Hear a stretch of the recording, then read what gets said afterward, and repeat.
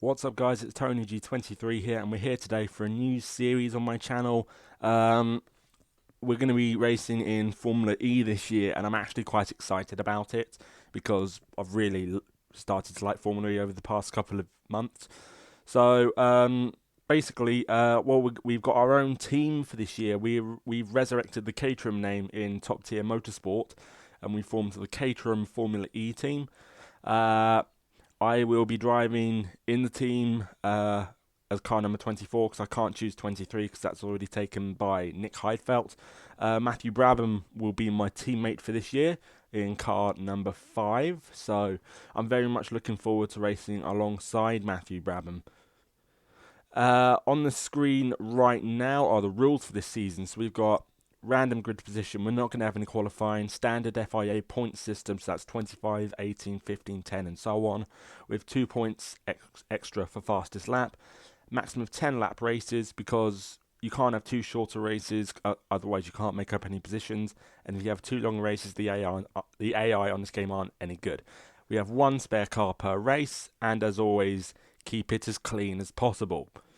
So now that we've gone through all the rules and info you need to know, let's get on to the first round in Beijing, China. So here we are in Beijing at the Beijing Olympic Street Circuit. Yeah, I've loaded a setup. It's going to be like kind of a generic one. It's like a bit of toe out. Weight distribution's a little forward, high downforce. At the top you can see the grid. You can pause it at certain moments if you want to take a look. So we're on the grid now. We're going to be building up to 4 red lights for this season. And lights out and away we go. We've got Jacques Villeneuve beside us, 1997 F1 World Champion, and we've passed him into first place as we get to the first corner. Reigning champion Nelson Piquet seems to have had a very good start as well in the Next EV Team China car. Second corner, we've run a little bit wide on the exit. Piquet's passed Villeneuve, and I think that's Antonio Felix da Costa as well. He's also passed Villeneuve. So it's a very good start for the Ameling, for the not Ameling, the Aguri car. Piquet bunny hopping the on the exit of the first chicane there, so we may be doing that as well. Villeneuve has now gotten past Piquet going into turn 6. Turn 7, 8 and 9 is another chicane. There are an awful lot of chicanes on this track, and it's at the chicane where I can lose a lot of time compared to the AI, because they seem to just bunny hop over them, or in some respects even just completely skip them.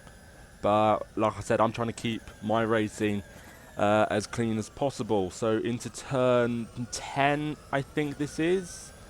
So, and PK's all over the back of us, and we're gonna have to defend into this. After this is the 4th chicane on the track, and PK having a very forceful move to get into first place, and he's kind of made it stick. I'm not particularly happy about that move, but like I said, I can lose a lot of time on the AI.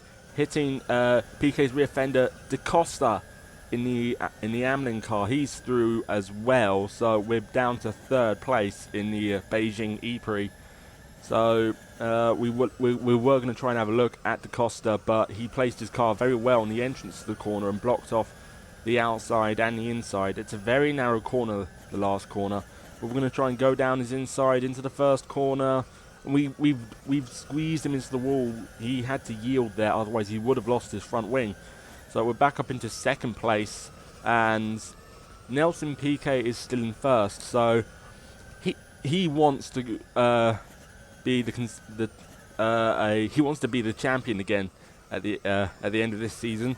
So Villeneuve is now back through. We shifted down to too many gears there, so we kind of stalled ourselves off the exit of that corner. So, but we're back past Villeneuve, back into second place, and the back end stepping out again. Every time we're just trying to close that small gap to PK. It's only about 3-4 car lengths, but it does make a big difference around a track as short as this.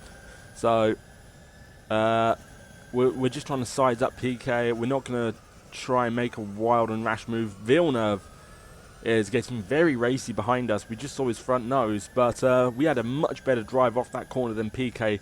But we're on the outside for the first chicane. He's yielded, and we've shifted down too much. We've spun the car, and now we've got to wait for the whole field to go by. My teammate Brabham completely skipping the chicane, and we're down in last place because of that simple error.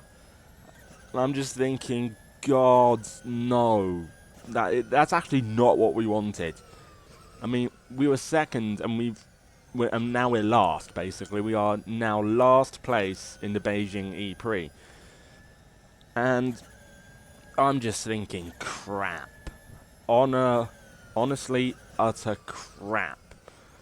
And up ahead, it looks like one of the Amlin Andretti cars has lost his front wing, and we're up into 19th, so there's a car in the pits. I think it was an Edam's Renault car, because I did see one of those cars without one of its front wings. But Frint's going very slowly into turn 2. Is it Frint who's lost his front wing? Yes, he has. He's lost his front wing when he was battling with Simona Di Silvestro and Sam Bird. So into turns 3, 4, and 5, we're all over the back of Sam Bird. He is my favourite driver in Formula E, and we just dispose of him round the outside like an absolute boss. We were going to try and take a look at Simone Di Silvestro, and we've gone round. Oh my God, we've gone round again. This is not what we wanted. That is so not what we wanted. I think we were tagged, so I felt some forced feedback on my wheel. I felt like there was some feedback, so we must have been tagged, I believe, by Sam Bird. So he's not going to get any more votes for the fan boost now. So lap 5, I think this is. Is it lap 5 or lap 6? I never know the lap counting system on RFactor. So, and we've gone into the wall. We've gone into the wall at turn 7. Is it turn 6? Sorry, turn 6. And we've gone round again. Okay. Now we definitely have damage on our car. We definitely got damage. We beached on the curb. Can we get off? Get off the curb. Get off the curb. Yeah, we've got damage now. Our car has definitely got damage. I believe it's the rear right suspension. We must have damaged that when we clouted the wall. I mean, the car is now just so squirrely now. And look, we've gone round again at about 30 or so miles an hour. So, oh no, this is so not what we need. Our motor's now starting to overheat. We got on top of that very quickly. Braking at about 100 meters. We're trying not to spin the car, but we missed the corner completely and go down the escape road. So, it's all gone wrong, lads. It's all gone. The race is gone. Everything. Oh, God, no. Please. The good news, though, is we do have a spare car. Technically, we are allowed to make one pit stop in the race, not just to, like, somewhat change or fix our car. So, I'm not sure how you want to put that, but they do have it in Formula E, so like if your car gets damaged, you can go into the pits and get into your second car. So that's what we're going to technically do today. So, oh God, look, I was just struggling just to get it down the straight. So it's definitely rear suspension damage, and we are going to get lapped. We are going to get lapped in an 8-lap race. What has my life come to, honestly? So, I am actually very pissed off with myself because we were closing on Sam Bird. Although Prost was ahead of me at the time, he was actually a lap down. So We were close on Sam Birds quite a bit during that stint, but we've overshot our pit lane. And it's 30 seconds.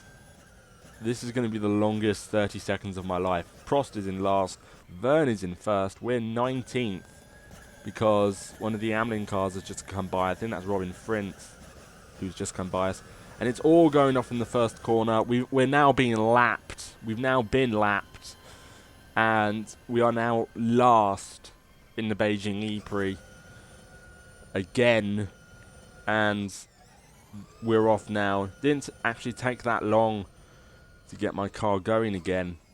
So, the problem is with this pit lane, I don't actually know where the limiter is, where the limiter line is. So, I'm not sure if I should have disengaged the limiter by now. If I've meant to, or is it here that I can disengage it? I'm honestly not sure. So, just to avoid penalties, we'll go down the entire pit lane on the limiter. So, if that was the limiter line back there, then I'm so done. I really would be so done with this race. So, we're pretty much all alone on the track now. So, we're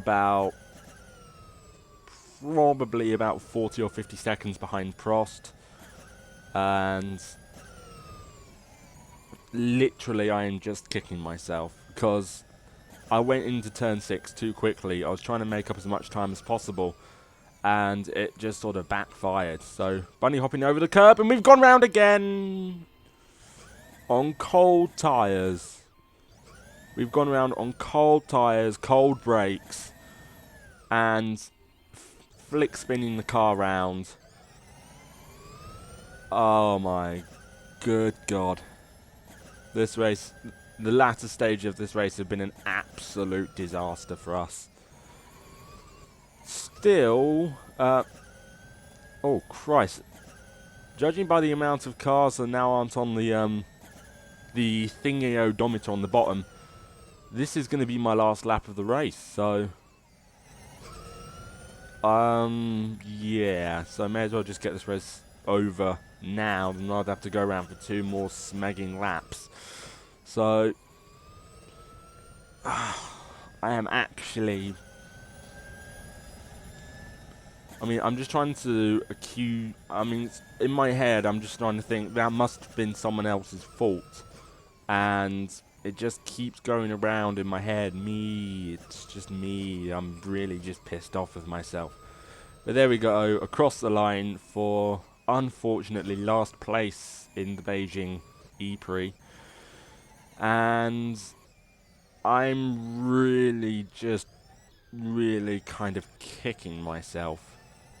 Because if I hadn't made that mistake, we could have been on for like possibly a top 10 finish, maybe even a podium finish. So that's what makes it worse. If I didn't clout the wall here, we would have been on for a very good result.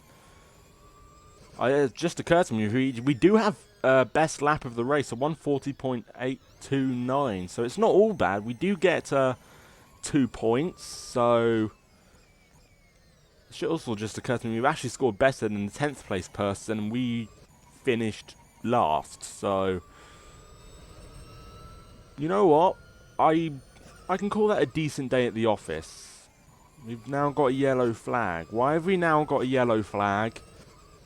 That's Sam Bird's car. And I believe it's run out of energy. I believe it's run out of electrical energy. So, I think that was an XDV wing. So, if Sam Bird's there, I'm just expecting a massive parking lot down here. And I think there's Buemi, Silvestro, Turvey, Senna, Duval, Sarazan. D'Ambrosio's parked on the bloody apex, and so is Heidfeld and Villeneuve. Apt, Burton. Oh, my teammate. Should we try and give our teammate a push back? Push back to the pits, Matthew? Would you want that? You know what? I'm feeling generous. Yeah, let's give it a go. Should we try and push let's try and push our teammate back to the pits, because he's still got 4 wheels on his wagon. Come on. Work with me, Matthew. Friends has gone, not bothered to stop and help. And my motor's overheating, so I'm gonna go. Sorry, Matthew. Make your own way back. Yeah. Oh, dear. But anyway, guys, we are now going to move on to the constructors and drivers. In the Drivers' Championship, Jean-Eric Verne leads the way with 25 points. Jacques Villeneuve second with 18. Lucas de Gracia having a strong show for Audi Sport Apt for third and 15 points. As we look further down the table, Matthew Brabham, an impressive debut for the Caterham team. His teammate Antonio Gregori technically is tied with points with Sarrazin as he had fastest lap, but shows 10th as Sarrazin had a better result than him. In the constructors, DS Virgin lead the way with 25 points, with Audi Sport only 4 points behind them, and Venturi a further points behind Audi. So this championship is going to look very, very nice. I predict very good and very close fighting between the teams and drivers throughout the year. But anyway, guys, if you have enjoyed today's video, please leave a like. Don't forget to smash that sub button if you're new around here. And I will see you guys in the next video. Goodbye.